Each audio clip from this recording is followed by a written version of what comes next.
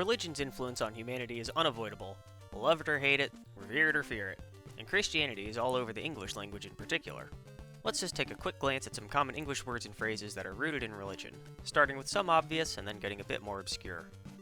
Let's get the most famous example out of the way first: goodbye.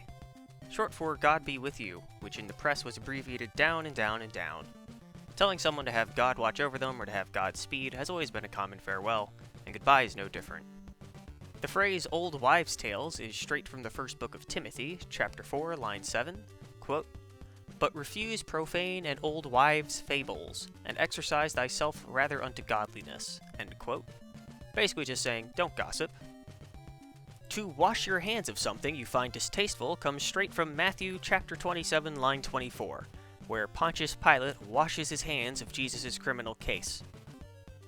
Psalm 107, line 27, gives us "at their wits' ends," which has been used to mean I'm this close to experiencing a psychotic snap ever since. The blind leading the blind in Western culture comes from Matthew chapter 15, line 14, quote, "If a blind man leads a blind man, both will fall into a pit," end quote. However, Horace, a Roman poet living from 27 BC to 14 AD, recorded a very similar saying, so it might have already been a popular expression at the time. Also worth noting that the Upanishads recorded the same theme around 500 BC, as did the Buddhists, both of those groups being located in India. However, the Bible no doubt spread it much further than any of those groups did. Just a drop in the bucket is from Isaiah chapter 40, line 15, quote, "Behold, the nations are as a drop of a bucket, and are counted as the small dust of the balance. Behold, he taketh up the isles as a very little thing," end quote. Same message, same meaning today. Scraping by the skin of your teeth comes directly from the book of Job, where the titular character is decrying his fate and claims he is "nothing but skin and bones. I have escaped only by the skin of my teeth." I still don't know what the hell the skin of your teeth is. Is it the gums? "A leopard can't change its spots" is from the book of Jeremiah, chapter 13, line 23, quote, "Can the Ethiopian change his skin, or the leopard his spots?" end quote. I'm gonna be honest, I've always found this quote very strange because it's saying people can't change, but Christianity is all about forgiveness and redemption and people changing, so I don't know, weird message. Weird message.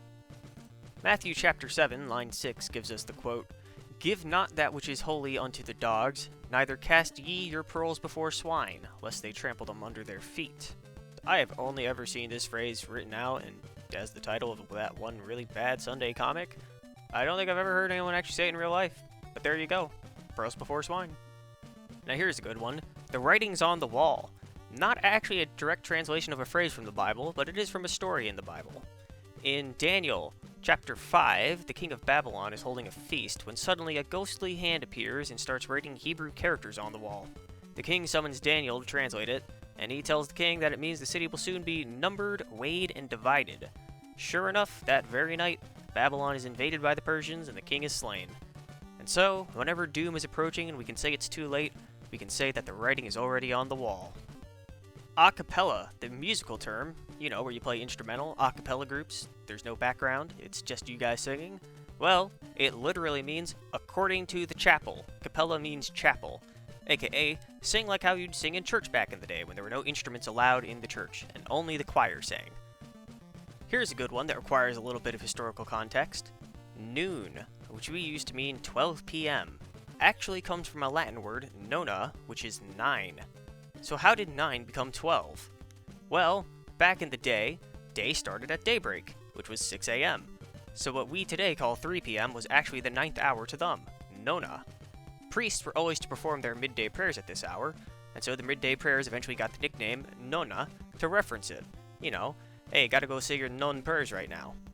However, by the 12th century, the standard for what was midday had changed, and for a variety of reasons, the noon prayer began to slide back further in the day. And by the 14th century, 12 p.m. being noon was pretty standard throughout the rest of the English-speaking world. Macabre, as in dance macabre and all that, comes from the second book of Maccabees, chapters 6 and 7, which detail the torturous deaths of numerous martyrs. While originally it was supposed to invoke heroic sacrifice and martyrdom, today we use it to indicate the ghastly and disturbing, which I think is much more fitting for the subject matter. Speaking of which, martyr, in its current status, owes itself to religion as well. Originally a Greek secular word that meant witness, it was often used in the Bible to note someone witnessing a great show of faith, either someone witnessing someone else, or they themselves witnessing God in some fashion. It became very commonly used in the context of, I witnessed this person get tortured to death, and they never renounced God, and eventually that image stuck with martyr far more than the original meaning. Hocus Pocus. Okay, this one is pretty sketchy, but I like it so I'm putting it in here. Technically, no one can confirm the origins. It could just be dog Latin or even completely made up, but in Latin Mass, the phrase Hoc est corpus meum is used during the consecration of the Eucharist, and I would not be surprised if Hocus Pocus was a play on words from that. While this certainly isn't an exhaustive list, I hope you learned at least one new thing today. Feel free to leave more examples in the comments, especially in languages other than English. I'm always looking for new tidbits of information about this kind of stuff. Thanks for watching, and stay tuned.